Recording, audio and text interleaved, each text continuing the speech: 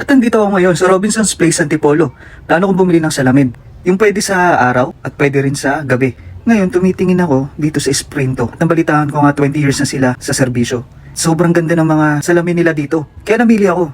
Meron din sila mga branches sa US, NCR, Luzon, Visayas at Mindanao. Meron pala sila ditong pang sports na sunglasses at meron din pang gaming. Kung babad ka sa cellphone mo. Pero ang hinahanap ko, photochromic at hypoallergenic. At ayan na nga, namimili ako ng mga salamin na babagay sa akin. Siyempre, yung kailangan yung gwapo ka. Kung pupunta ka pala ng Robinson's Place Antipolo, dito lang yan sa second floor, tapat ng Shakey's. Marami din silang branches dito sa Pilipinas. Check nyo na lang ang page nila, Sprinto. Namili ako ngayon ng 5 na pumukaw sa aking mga mata na merong photochromic at hypoallergenic na sunglasses. Ayan, isa to sa napupusuan ko. Parang feeling ko parang si Daniel Padilla ako. Oh ha? Oh ha? O isa pa tong sunglasses na to.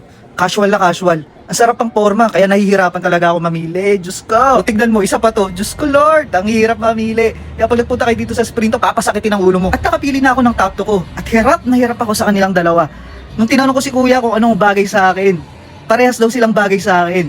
Kaso nga lang, yung isa, parang normal na lang, nakikita na lang sa lahat.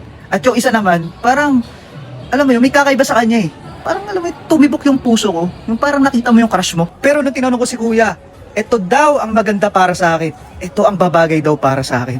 Maraming salamat kuya at nakapili din ako sa wakas. At ngayon i-try nating i-zoom. Woo! Wow! Wow! Parang artista. Maraming salamat Sprinto. Nakapili rin ako sa wakas. Yun lang po at maraming salamat sa panonood. Bye!